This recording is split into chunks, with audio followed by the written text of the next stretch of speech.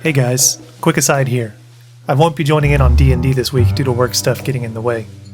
In this episode, the group thought it'd be funny to include me by leaving gaps for me to say hilarious things. Instead of that, I thought the gaps they provided would be a good time to try and launch a new podcast idea that I've been working on, in which I review episodes of the greatest sitcom of all time, Roseanne. Gonna let you get used to that idea while we tune back into the podcast.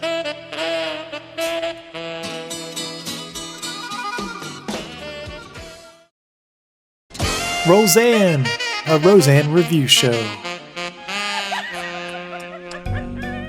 Season 1, Episode 3 is the best episode I've ever seen. In it, Roseanne and Dan Goodman go out to eat. Then they see a friend who got divorced because her man wasn't letting her follow her dreams. Then Roseanne and Dan fight because they'd been letting their dreams slip since getting married too. I had dreams once. Lots of them. Some being sue a corporation, buck a chuck, eat a cheese, punch a hobo, pet a dinosaur, put a stick of butter in my mouth and just suck on it until it's all liquid and then spray it back out on like a hooker's ass or something. Run for Senate, punch a hobo. Eventually Roseanne tells her husband that she's glad she's with him and that she's exactly where she wants to be. It's this kind of family cohesiveness that makes me love the show. 10 out of 10. Okay, back to D&D. Rollsanne, a Roseanne review show.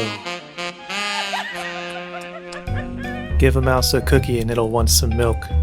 Teach a mouse to cookie and you'll get Roseanne. Roseanne 2 episode 2 was a great episode. I've been watching this show for 10 hours so far and this train ain't stopping for nobody. In the episode, Roseanne's sister Jackie lets it be known that she wants to join the police academy, and then Roseanne goes apeshit on her. This is only a couple of episodes after Roseanne quit her own job at the factory because her boss was being a general asshole, and then hadn't really done anything work-wise except doing some general telemarketing. And I said general 2 times. You'd think she'd be happy for her sister for thinking towards the future. Anyways, Jackie then goes home and gets shoisted on unlabeled beer while throwing shade at Roseanne to Becky, who was there for some reason. Jackie and Roseanne eventually hash out their differences, and it's revealed that Roseanne was reacting that way just because she was scared that Jackie would get shot out on the streets. Aww. A running theme of this show is that family is super important to each other, and this episode is no different. 10 out of 10. Side note, the last 5 minutes of this show were a little odd. Everyone walked off the set and DJ just stood on the table staring into the camera, unblinking, but breathing really heavily for a few minutes. Every now and then someone would cough off camera. Not sure what message they were trying to send, but we'll see if they address it next episode. Back to D&D. Roseanne, a Roseanne review show. Gas up the T-Bird and set it on fire, 'cause we won't need wheels where we're going, Jack, 'cause we're already here. Roseanne Season 3 Episode 8 was one of the best episodes so far. The episode opens up with Dan giving himself a pep talk because today is the day Roseanne's period starts. Hey, forget my birthday. Do I have to spell it out for you? PMS. Oh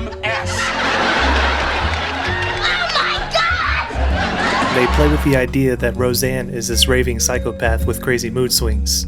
Everyone is afraid of her for a while until it's revealed that Becky is having her first period at the same time. Aww. She spawns 15 other smaller Beckys, and the family has to band together to chase the other Beckys around, smashing them with hammers before they get too big. I've said it before and I'll say it again. It's all about family. 10 out of 10. I've watched 55 episodes of Roseanne now. I wasn't even supposed to be in this episode today. Well, let's see what the gang is up to.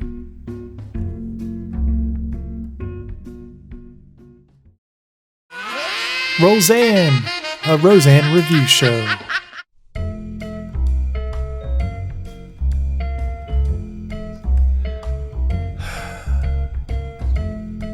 Roseanne Season 4 Episode 3 is the perfect episode.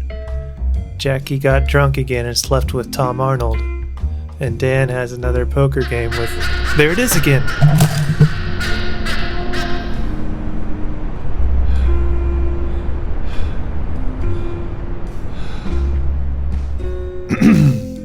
During the poker game, Roseanne's boss, Leon, reveals to the dudes that he's gay. They make a few gags, but ultimately handle it alright, it being 1991 and all.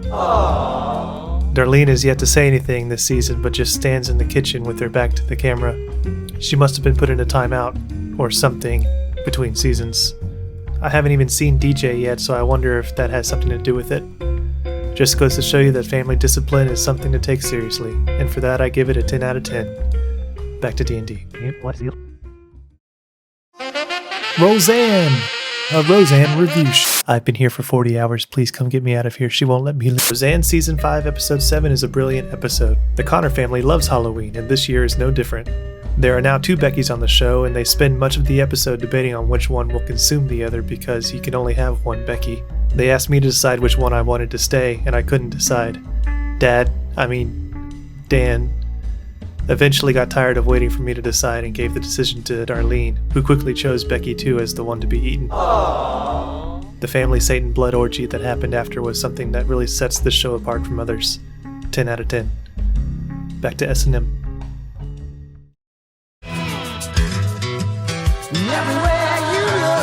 Rollsanne, a Roseanne review show.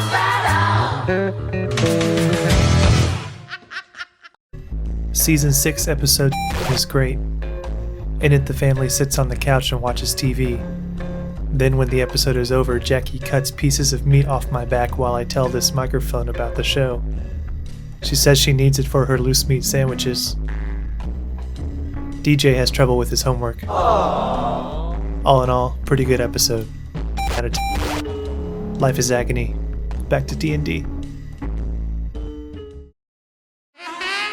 Roseanne, a Roseanne review show. Season 7, Episode 12 is amazing. Roseanne is pregnant again and Dad keeps wondering if having another kid is a good idea or not. Becky 2 is back. It might be Becky 3. I'm having trouble. I can't.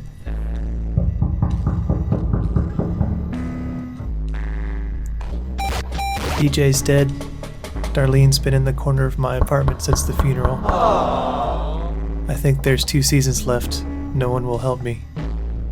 10 out of 10. Back to D&D.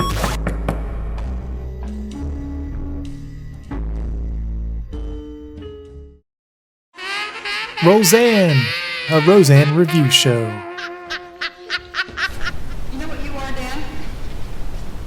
You are a big, fat guy with absolutely no self-control. You're Jerry Garcia without the music. Whoa, let's back up here. You're calling me fat? Yeah, I'm calling you fat. Well, if that ain't the big fat pot calling a kettle black. You better not be calling me fat. Well, that's what I'm doing. Fat, fat. Why did you don't want the food I make them with? Okay, and you know what? We don't need any more of this smoke.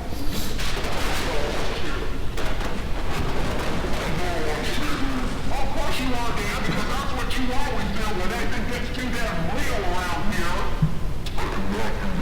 Yes, you do. You run to that TV and walk away from me every single time there's a problem in this family. What is all shit gonna walk away? You never let me do squat around here. Problem with the kids? Hey, you'll handle it because I'm sure as hell just screw it up.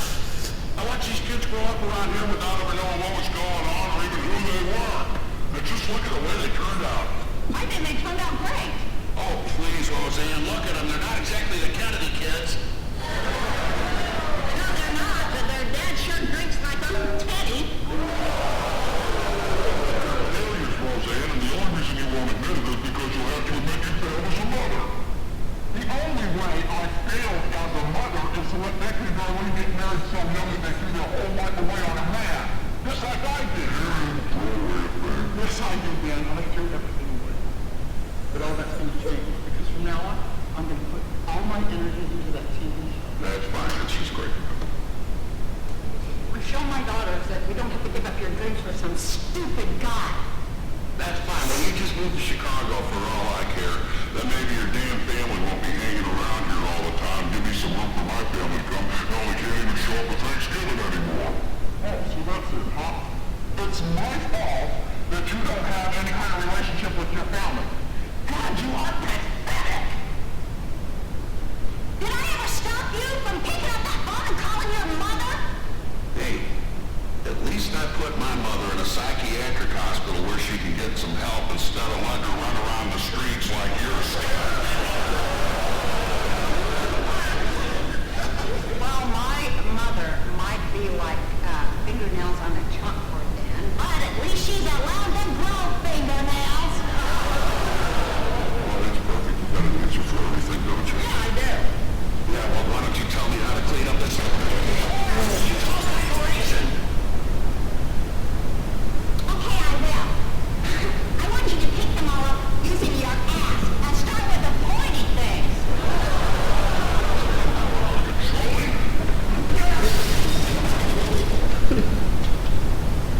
No, I'm not, Dan. I'm just trying to do whatever it takes to get you to get up off of your ass and stop staring at that.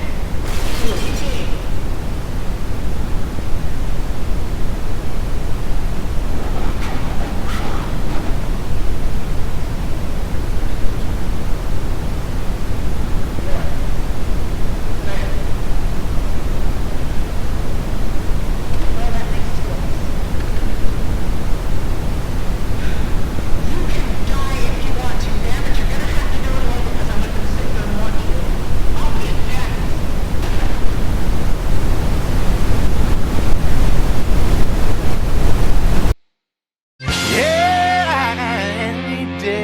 Rollsanne, a Roseanne review show.